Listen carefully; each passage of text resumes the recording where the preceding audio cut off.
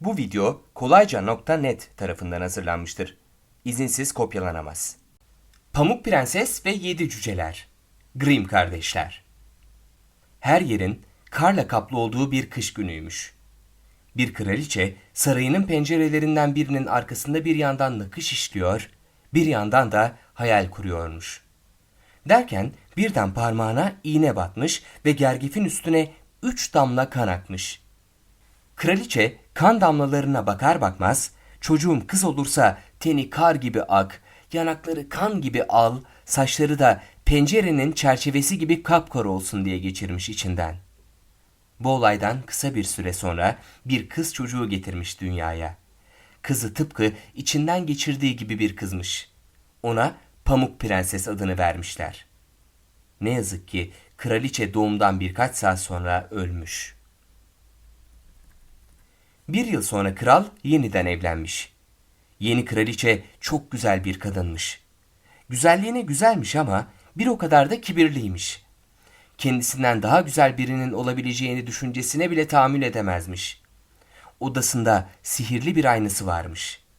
Her gün aynanın karşısına geçer, saatlerce kendisini seyreder ve sonunda "Ayna ayna, söyle bana en güzel kim bu dünyada?" diye sorarmış. Ayna da hiç duraksamadan "Sizsiniz kraliçem" dermiş. Fakat Pamuk Prenses 14 yaşına geldiğinde bir gün ayna şöyle demiş: "Güzelsiniz kraliçem, güzel olmasına. Ama Pamuk Prenses sizden daha güzel." Kraliçe bunu duyunca çok kızmış. Öfkesinden ne uyku girmiş gözüne ne de bir lokma yemek yiyebilmiş. Ne yapmalı, ne etmeli diye düşünüp durmuş günlerce. Sonra kararını vermiş ve sarayın avcısını çağırmış huzuruna. Pamuk Prensesi ormana götür ve orada öldür. Öldürdüğüne kanıt olarak da kalbiyle ciğerini sök, bana getir. Avcı Pamuk Prensesi ormana götürmüş. Bıçağını çekmiş. Fakat Pamuk Prenses'in ağladığını görünce onu öldürmeye kıyamamış.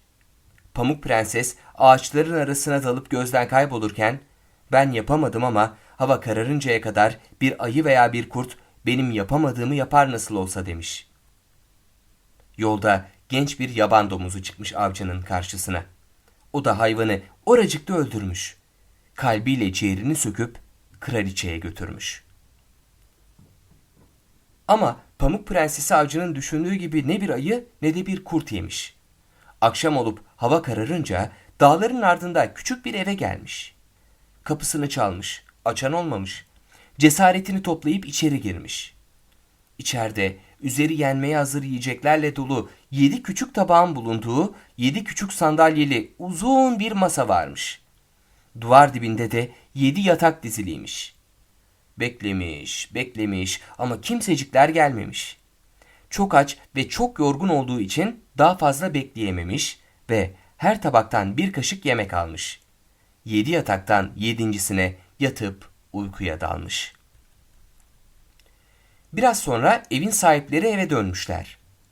Dağların derinliklerinde bulunan bir gümüş madeninde çalışan 7 cücelermiş bunlar. Pamuk Prensesi görünce "Ne kadar güzel bir kız" demişler.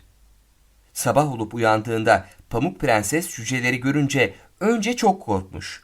Ama kısa bir süre sonra onlardan bir kötülük gelmeyeceğini, onların çok iyi insanlar olduklarını anlamış. 7 cüceler Pamuk Prenses'ten evlerini çekip çevirmesini istemişler. O da hemen kabul etmiş. "Hoşça kal" demiş 7 cüceler işe giderken. "Kapıyı kimseye açma. Eğer üvey annen burada olduğunu öğrenirse seni tekrar öldürmeye kalkar sonra." Bir gün kraliçe tekrar aynasının karşısına geçmiş.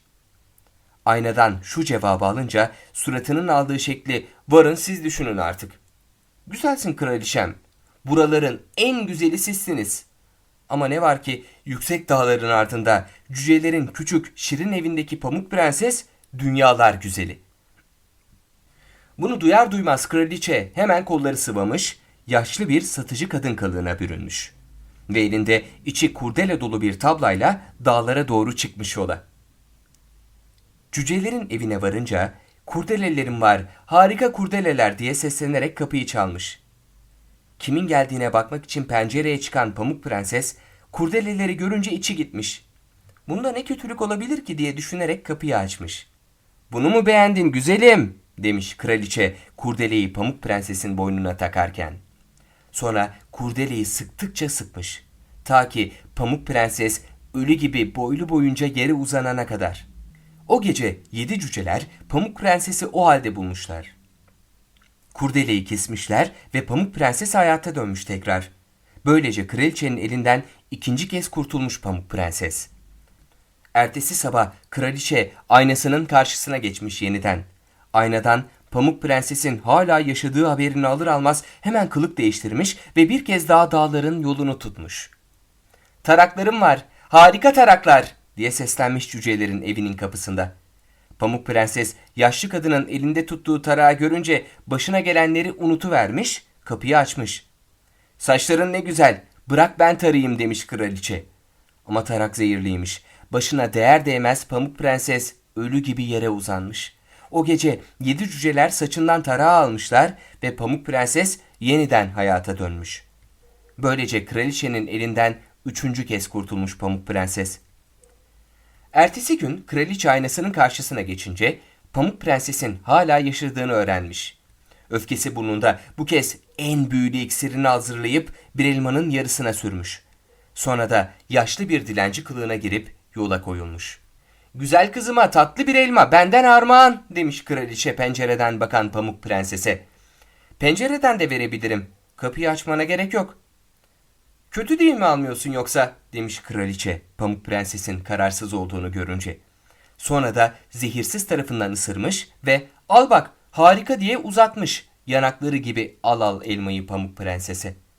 Pamuk Prenses elmayı zehirli tarafından ısırır ısırmaz cansız yere uzanmış. Kraliçe pencereden içeri Pamuk Prenses'e bakmış. "Nihayet senden kurtuldum artık.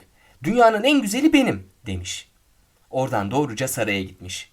Ertesi gün aynaya kimin en güzel olduğunu sorduğunda ayna "Sizsiniz kraliçem," deyince dünyalar onun olmuş. Bu sefer cücelerden hiçbiri Pamuk Prenses'i uyandıramamış ölüm uykusundan. Aradan 3 gün geçmiş. Bütün umutlarını kaybetmişler. Fakat nedense Pamuk Prenses hiç de ölü gibi durmuyormuş. O yüzden 7 cüceler onu gömmemişler ve camdan bir tabut içine koymuşlar. Tabutu da yüksek bir tepenin en tepesine yerleştirmişler. Günlerden bir gün cüceleri ziyarete gelen bir prens oradan geçerken camdan tabutun içinde Pamuk Prenses'i görmüş ve hemen ona aşık olmuş. Onu sarayıma götürmeme izin verin diye yalvarmış prens. 7 cüceler ona acımışlar ve izin vermişler. Prensin uşakları tabutu kaldırırken Pamuk Prenses'in boğazına takılmış olan zehirli elma parçası pat düşmüş ağzından. Pamuk Prenses doğrulmuş nerede olduğunu anlamadan. Gözünü açmış, yakışıklı prensi karşısında görmüş. Görür görmez ona aşık olmuş. Birkaç hafta sonra nişanlanmışlar. Derken düğün günü gelip çatmış. Düğüne çağrılanlar arasında Pamuk Prenses'in üvey annesi de varmış. Üvey annesi sarayın salonuna girer girmez Pamuk Prenses'i tanımış. Ama bu sefer bir şey yapmaya fırsat bulamamış. Çünkü prensin adamları kraliçeyi hemen yakalamış. Prens de onu artık kötülük yapamayacağı uzak bir ülkeye sürgün etmiş. O günden sonra Pamuk Prenses güzelliğin yanı sıra mutluluğuyla da ün salmış. Bu video kolayca.net tarafından hazırlanmıştır. İzinsiz kopyalanamaz.